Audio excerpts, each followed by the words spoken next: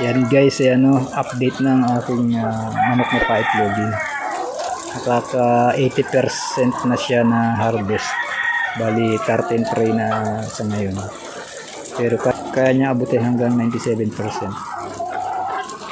Yan.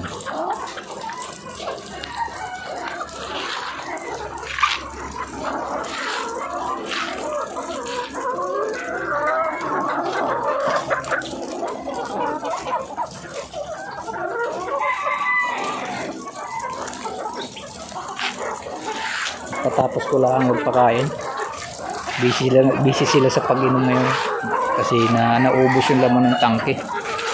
Malakas silang uminom ngayon at mainit ang panahon. Uminit ngayong araw na ito. Yan ang makikita mo, ang manok ay masigla. Pag ganyan ang palong ay mapupula.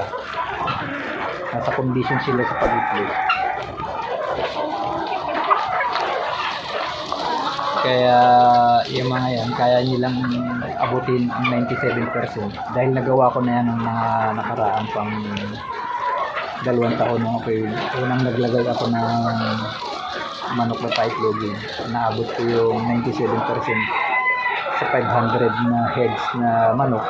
Kasi nasa tama lang na pagkondisyon ng manok para pagbigay ng magandang production. Kaya nasa maayos sa pag-alaga.